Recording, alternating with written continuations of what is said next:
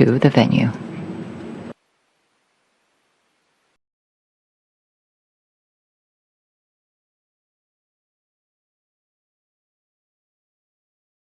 We will now begin the 2025 APEC Economic Leaders Meeting press conference. First of all, the chair of the 2025 APEC, President Lee Jae-myung of the Republic of Korea, will deliver his opening remarks. Members of the press from the Asia Pacific, thank you very much for your hard work and dedication. With your interest and also due to your promotion activities, we were greatly supported, and I thank you for that. With today's meeting, all of this year's APEC meetings have come to an end. Allow me to introduce the joint outcomes achieved through intensive discussions over the past year and the discussions during the APEC Economic Leaders Meeting. First, on the first day, the APEC economic leaders and His Highness Sheikh Khaled bin Mohammed, Crown Prince of Abu Dhabi of the UAE, the invited guest economy, discussed ways to promote trade and investment across the APEC region. We agreed that the Asia Pacific is faced with various challenges arising from structural factors, and that for sustainable prosperity and growth, mutual trade expansion is essential. Today, the second day of the AELM, we discussed cooperation measures to respond to the rapidly advancing AI technology and demographic changes. Economic leaders shared the view that there are two challenges that the Asia-Pacific region is jointly faced with. Recognizing that no single economy can address these challenges alone, the economic leaders agreed on the need to jointly deliberate on the challenges, share best practices, and explore coordinated responses. As an outcome of these discussions, the economic leaders adopted three key outcome documents. First, the Gyeongju Declaration. The declaration reflects the members' strong commitment to realize APEC's mid to long-term blueprint for the future for building an open, dynamic, and peaceful Asia-Pacific community and to achieve the Putrajaya Vision 2040. It also reflects the members' shared commitment for cooperation for the recovery and growth of the Asia-Pacific region. In particular, the declaration emphasizes the need to create new engines of growth through innovation and achieve inclusive growth where the benefits are widely shared by all. The second document is the APEC AI Initiative, which holds the policy directions for all member economies to participate in the AI transformation and enjoy the benefits together. The document emphasizes economic growth, promotion of cooperation among stakeholders, including the private sector, government, and the academia, and investments for AI infrastructure. This is the shared vision for AI created for the first time in the history of APEC. The Republic of Korea wishes to share our core vision, including AI Universal Basic Society, and contribute to AI transformation across the Asia Pacific. The third document is the APEC Collaborative Framework for Demographic Change, which presents policies for APEC member economies to respond to demographic changes due to low birth rates and aging. Establishing an economic system for a resilient society, strengthening healthcare and caregiving services through technology innovation, and developing human resources reflecting future labor demands are included as cross-governmental comprehensive policy directions and cooperation measures. Recognizing demographic changes as a key common challenge and presenting the relevant policy vision and cooperation measures is an APEC first, which holds great significance. Distinguished members of the press, the Republic of Korea has always been with the historic journey of APEC. The 2005 APEC ELM chaired by Korea adopted the Busan Roadmap, and this year, cooperation among APEC member economies was recovered through the Gyeongju Declaration. The APEC has expanded its horizon as an agent for solving common challenges for humanity through the AI initiative and the APEC Collaborative Framework for Demographic Change. The three documents were possible through the clear, collective determination of the APEC economic leaders to build the Asia-Pacific region as a region of peace and shared prosperity, and thus the three are a result of all economies. I am confident that the three documents will clearly set the future path of APEC. The Republic of Korea will join in on the journey of the development of APEC and the prosperity of this region. I look forward to all APEC member economies, including China, the chair of the next APEC, putting their collective will into action and thus creating tomorrow's change. Last but certainly not the least, I would like to take this opportunity to thank the people of Korea and the citizens of Gyeongju for their cooperation throughout the past year and for uniting under the single goal of successfully hosting the APEC ELM. Thank you. Yes, we will now receive questions. So we will try to give greatest amount of opportunities considering the region and the language. And in order to ensure that, we will receive one question from one media outlet only. So in the middle, in the front, is there a journalist from that we can receive from the front? Yes, I am Han Jae-jun, and I would like to congratulate you on the successful hosting of APEC. There is one question I would like to ask. Now, with APEC, you have once again reiterated the commitment for peace on the Korean Peninsula. However, North Korea, the DPRK, is still not responding. You have emphasized the role of pacemaker. So how will you be supporting efforts such as the North Korea-U.S. dialogue? Yes. Well, thank you very much for evaluating the outcome of the 2025 APEC as being successful. The Korean Peninsula issue is always complicated and difficult, but what is true is that the safety and the peace of the Korean Peninsula is very important for the peace of the global community and peace and stability. Well, this also needs strong deterrence, but at the same time, ultimately what we need is dialogue, compromise, coexistence, and the commitment for all that. And so, President Kim Dae-jung had pursued the sunshine policy, and he mentioned that in order to have someone remove their coat, it's not easy to do it with strong wind. Rather, it is better to have a warm sun out and have that person willingly take off his or her coat. So deterrence and dialogue, compromise, persuasion, and coexistence, and prosperity and hope. We need these in order to ensure that peace and stability is possible. And peace is not something that we can achieve through oppression or through war,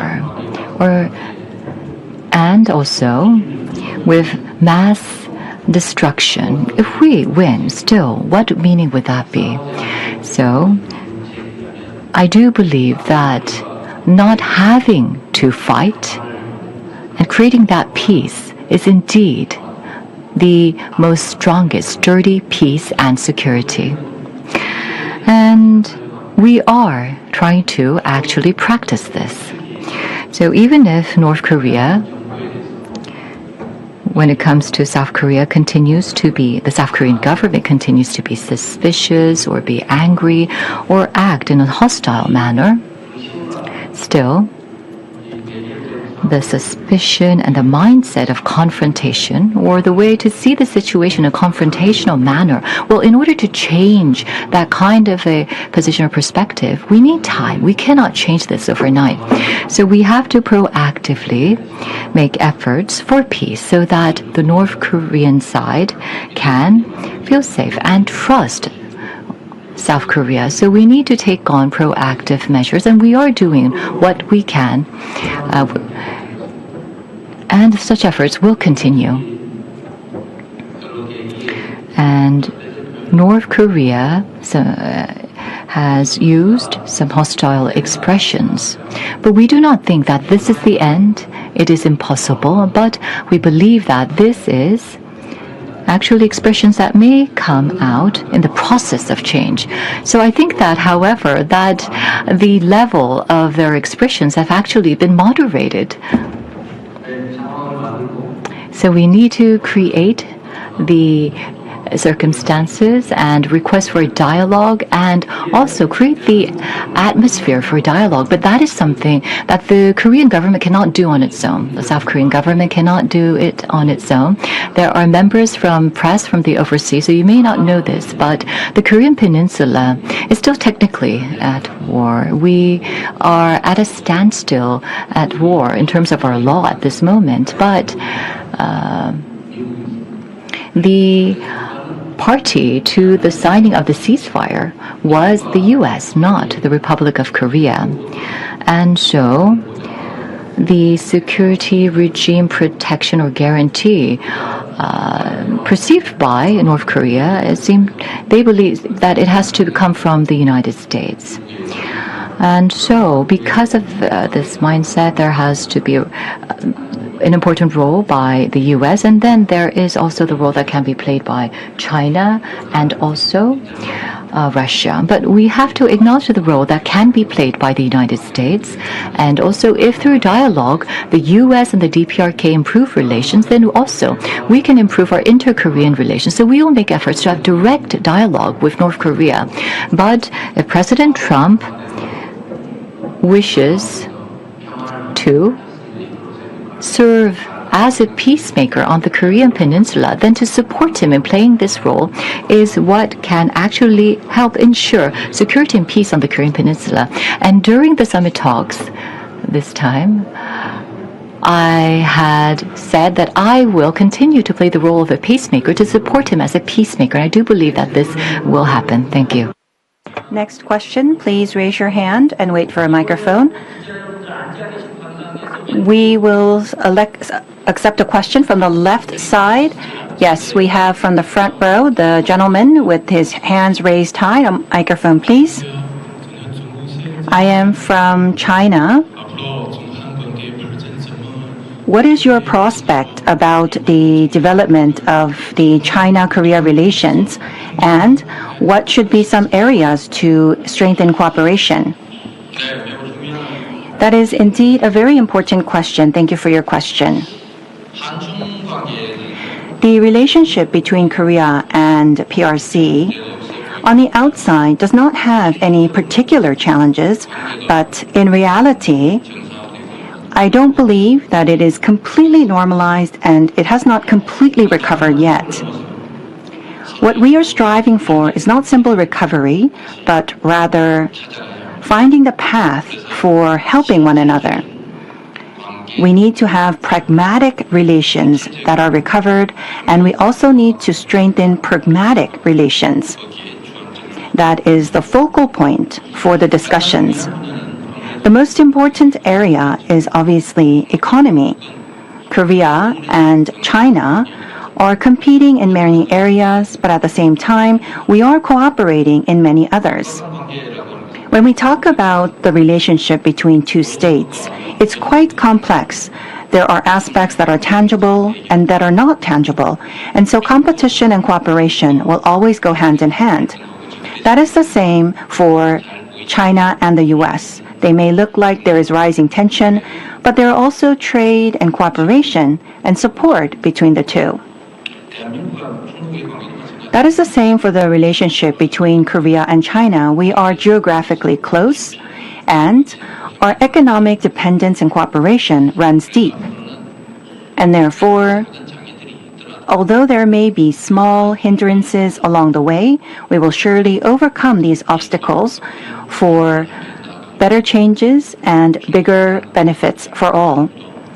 The government of Korea and China both exist for improving the lives of our people and to create a nation of hope for the people. For China and for Korea, we hope to create cooperation in many areas that will help both nations, especially in the economy, but further for peace and stability in Northeast Asia. We will continue our cooperation in these areas, and we will continue to make opportunities for dialogue.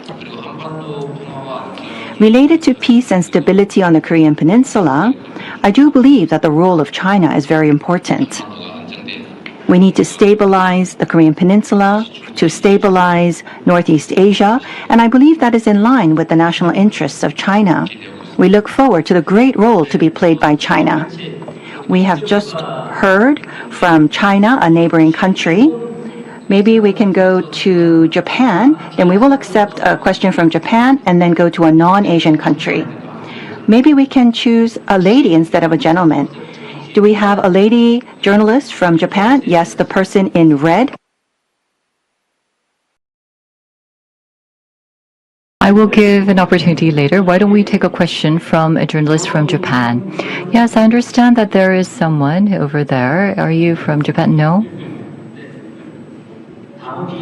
So, and then we will go on to a non-Asian media outlet. Yes, thank you very much. I am from Yomiuri Nakagaya and from Japan. And I have one question for you. So, Prime Minister Takaichi held a summit with you on the 31st, and in Korea there is the saying "극우" or radical conservative. But how did you feel after you met her in person? Did you feel that you can carry on good relations with her?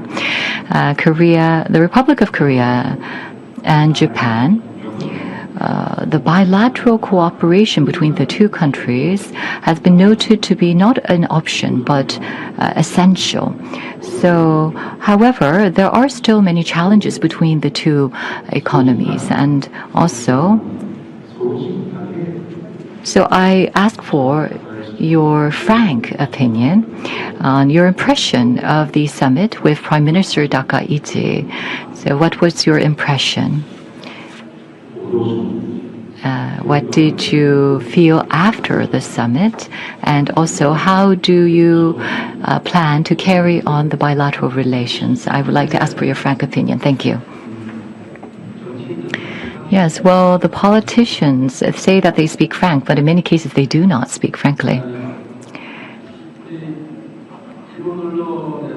So the Japanese journalist asked about the relations between Japan and the Republic of Korea, and perhaps you had concerns that perhaps the direction might not go in a direction that you anticipate. But I would like to say this.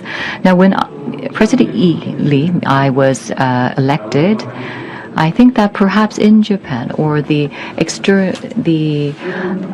extreme liberals might have, in the Japanese media, thought that we're in trouble. But I believe that Prime Minister Takaichi, well, I think that she has different perspectives when she is now a leader of a cabinet of the nation, and it's the same for me. When I was leading the opposition party, my perspective was different from now when I'm leading the country, because it is different when you're representing a section versus when you're representing the whole. And now I think that Japan is not that concerned about President Lee, is it not?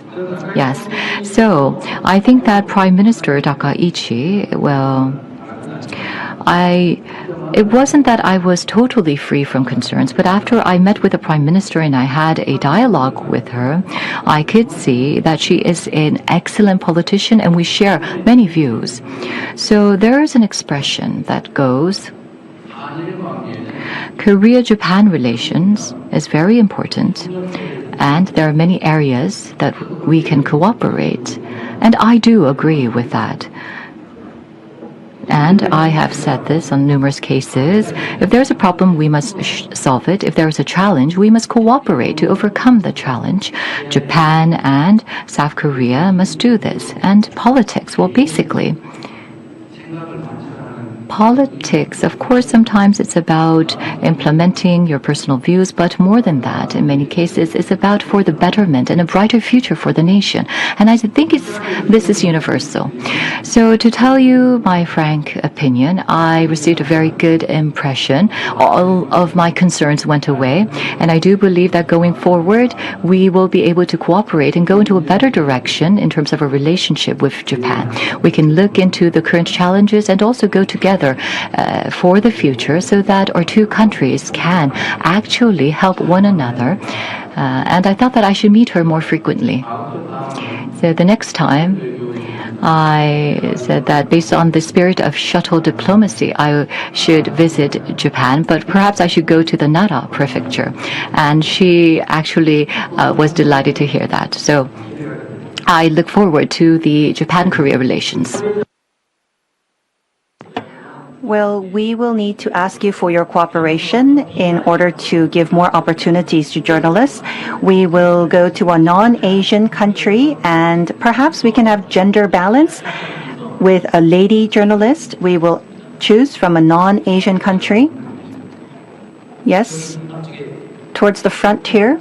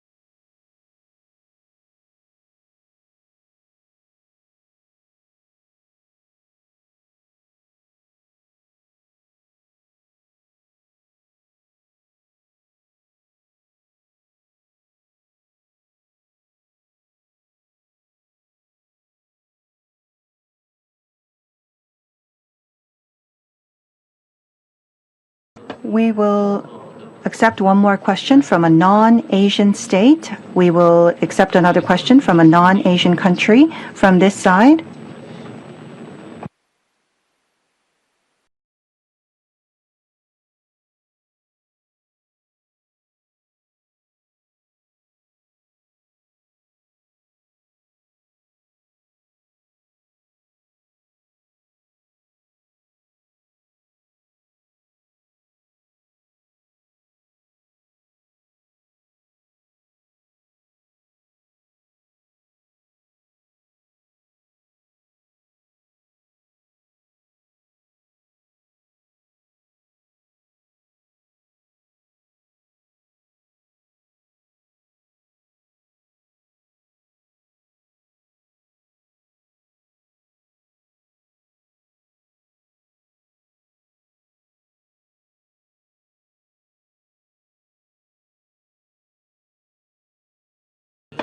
APEC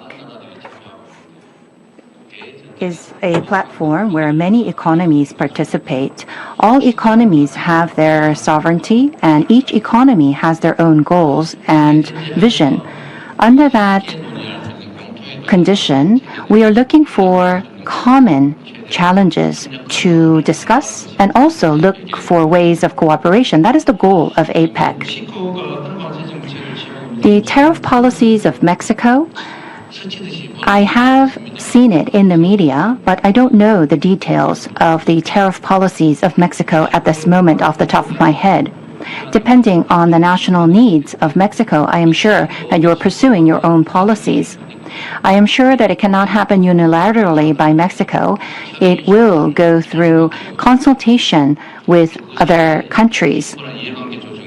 And I am sure that national interest will be coordinated in that process. The international relationship is not one that can be dominated by any one state, and so no state can have a result that is advantageous just for them unless they go to war and win the war.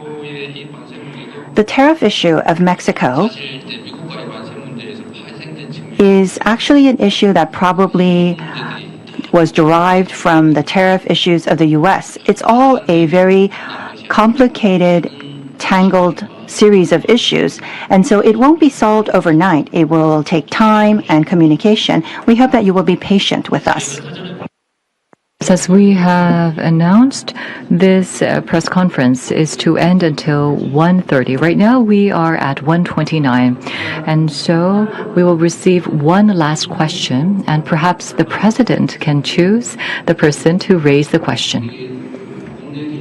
Yes, well, I think that Korean journalists were not given many opportunities, only one opportunity, so I would like to give an opportunity to journalist Chang.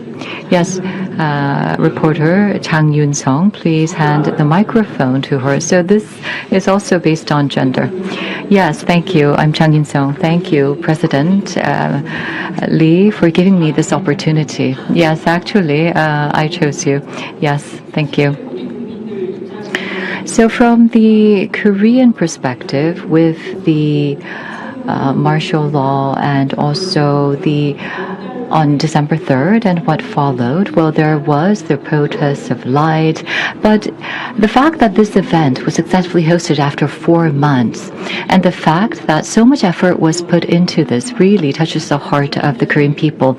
For example, the Hwangnam bread and all of the snacks that were provided, quite impressive. And also the president, as you were preparing for the APEC meetings, can you tell us what was most memorable? And also what was most challenging? If there was one very challenging moment, can you please share your experience? Yes, thank you very much for that question. I think you gave me an opportunity to promote what we have done.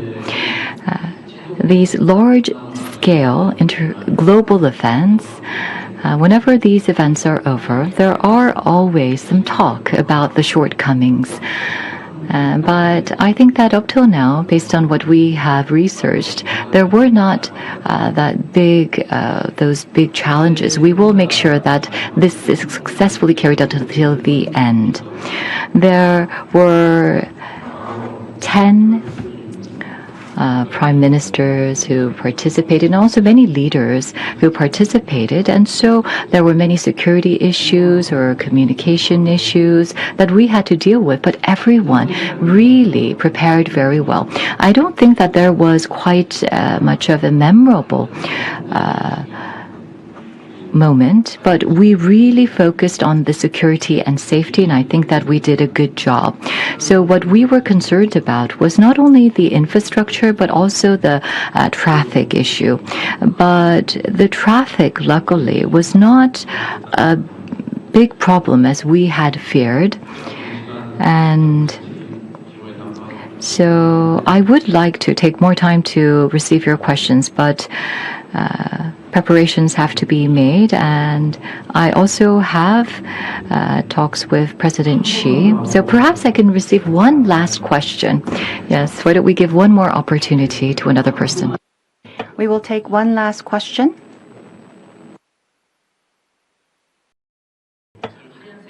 The person in white in the middle.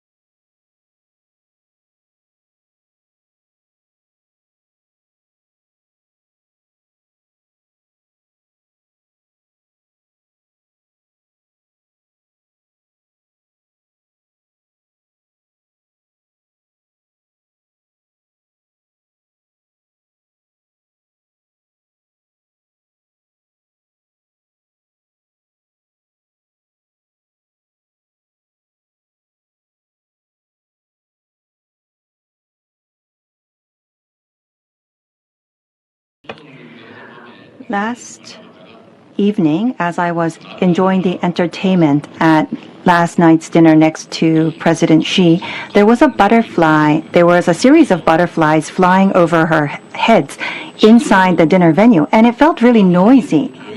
Butterflies are usually very quiet as they fly.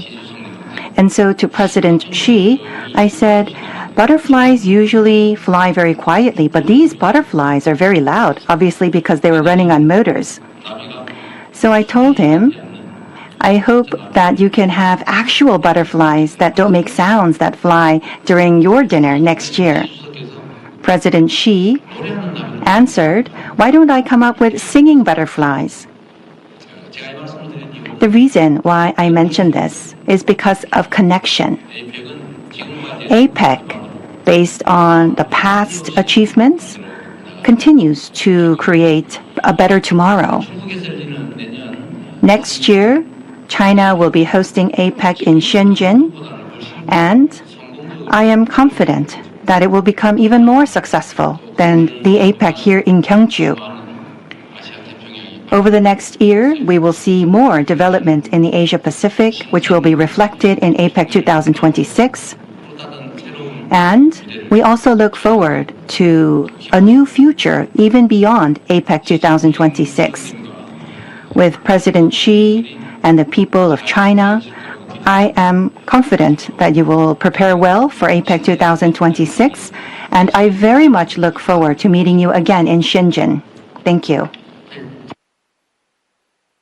Yes, so this will conclude the 2025 APEC Economic Leaders Meeting press conference.